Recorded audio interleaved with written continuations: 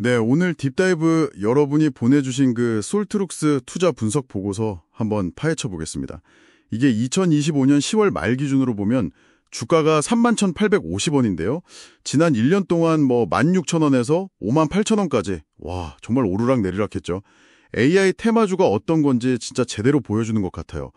이 보고서가 말하는 핵심은 좀 명확해 보입니다. 솔트룩스가 이제 정부 사업이라는 좀 안정적인 현재 거기에 발을 딛고 있으면서 동시에 구버라는 글로벌 B2C 플랫폼, 이건 좀 불확실하지만 어쨌든 큰 미래잖아요.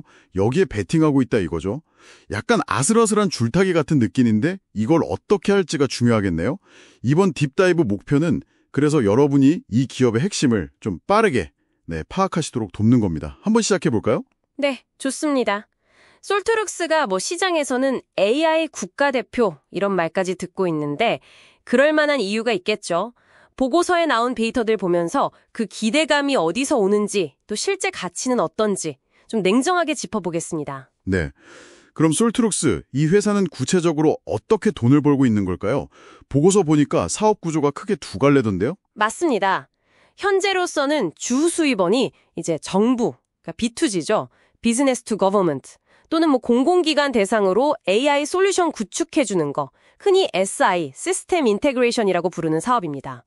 특히 그 AI 컨택센터, AICC 분야에서는 정부24 AI 민원 상담 시스템 같은 꽤 굵직한 레퍼런스를 가지고 있어요. 2024년 기준으로 B2G 매출 비중이 한 64.6%, 거의 65%에 달하니까 사실상 정부 정책이나 예산에 아주 밀접하게 연동되는 구조라고 봐야죠. 와, 65%면 정말 높은데요. 정부 사업이 아주 확실한, 캐시카우 역할을 하고 있군요.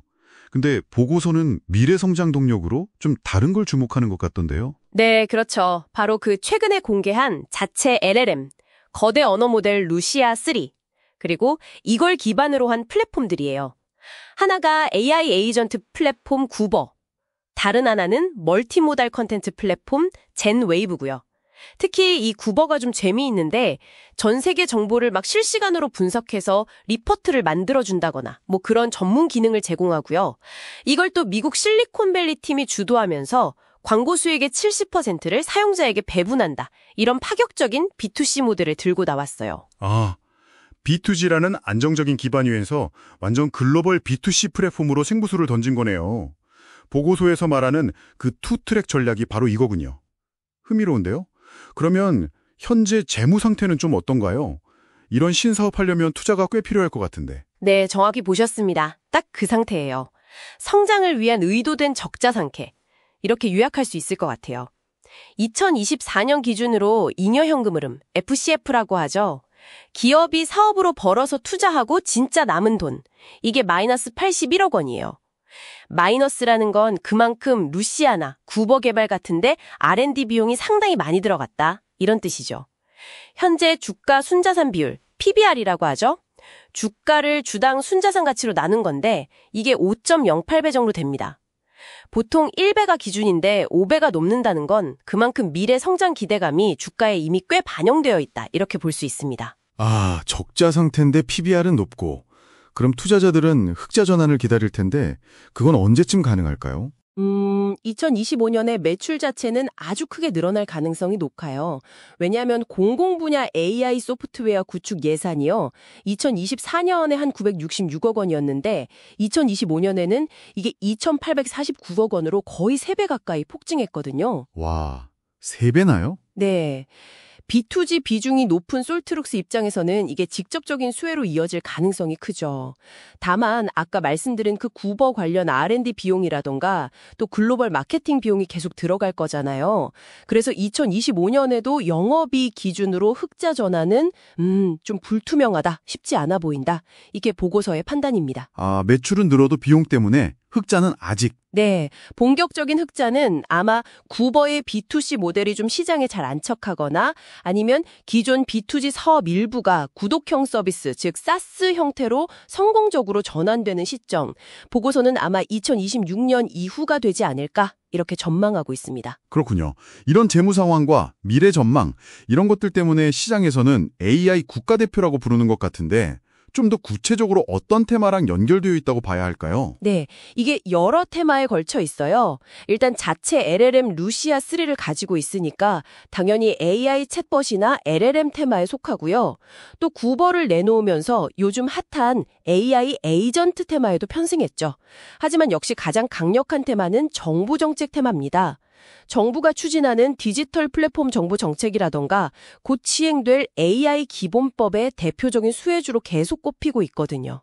그리고 아까 말씀드린 그 정부 24 구축 실적, 이게 주가가 빠질 때 좀 방어해주는 그런 강력한 하방 경직성 역할을 하고 있다고 보고서는 분석합니다. 정부라는 든든한 뒷배가 있는 셈이네요. 그러면 앞으로 주가를 움직일 만한 핵심 요인, 트리거라고 하죠. 어떤 게 있을까요? 보고서에 긍정적인 거, 부정적인 거 다 나와 있겠죠? 물론입니다. 상승 요인, 그러니까 불트리거로는요. 당연히 구버의 글로벌 성과 발표, 이게 잘 되면 주가는 확 뛰겠죠. 또는 예상대로 대규모 B2G 수조 공시가 나온다거나 아니면 B2G 사업의 사스 전환 발표 같은 게 있을 수 있겠습니다. 반대로 하락 요인, 베어 트리거는 뭘까요? 구버가 야심차게 나왔는데 시장 반응이 좀 조조하거나 아니면 정부 예산은 늘었는데 생각보다 B2G 수주 실적이 기대에 못 미치는 경우, 이런 것들이 위험 요인이 될 수 있겠죠. 네, 기대와 우려가 공존하는 상황이군요. 그래서 이 보고서 결론적으로 1년 뒤 주가는 어떻게 예측하고 있나요? 시나리오별로 나왔을 것 같은데요. 네, 세 가지 시나리오를 제시하고 있습니다. 가장 확률이 높다고 보는 게 50%인데 이게 기본 시나리오, 베이스 케이스고요. 목표 주가는 36,000원입니다. 이건 이제 2025년에 B2G 매출은 정부 예산 덕분에 늘겠지만 구버 성공은 아직 좀 불확실하고 적자도 계속될 가능성이 높다. 이걸 반영한 거예요. 현실적인 시나리오군요. 네, 가장 낙관적인 시나리오, 불 케이스는 확률 20% 보는데 55,000원까지 보고요.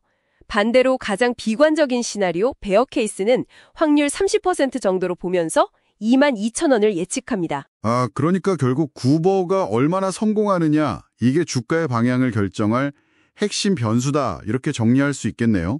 보고서 표현대로라면 정부 정책이라는 안전벨트는 찾는데 이제 AI 에이전트라는 슈퍼카로 갈아탈 수 있느냐 없느냐, 그 기로에 선 거군요. 결과가 정말 궁금해지네요. 네, 오늘 솔트룩스 분석 보고서를 통해서 B2G라는 좀 안정적인 기반 위에 있으면서도 글로벌 AI 플랫폼이라는 꿈에 도전하는 기업의 현재와 미래를 한번 살펴봤습니다. 확실한 정부 수주라는 현실과 구버라는 꿈, 이 사이에서 어떻게 균형을 맞춰 나갈지 이걸 지켜보는 게 핵심 관전 포인트가 될 것 같습니다. 맞습니다.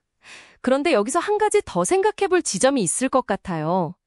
이 안정적인 정부 사업 기반이라는 게 어떻게 보면 장점이지만 반대로 굉장히 변화가 빠른 글로벌 B2C 시장에 대응해야 할 때 필요한 혁신이나 속도 경쟁에서 오히려 좀 발목을 잡는 요인이 될 가능성은 없을까요? 이 부분은 여러분께서 한 번 더 깊이 생각해 보시면 어떨까 싶습니다. 그럴 수도 있겠네요. 안정성이 오히려 독이 될 수도 있다. 흥미로운 지적입니다. 솔트룩스의 다음 행보, 정말 흥미롭게 지켜봐야겠습니다. 이번 딥다이브가 여러분의 투자 판단에 조금이나마 유용한 관점을 더했기를 바랍니다.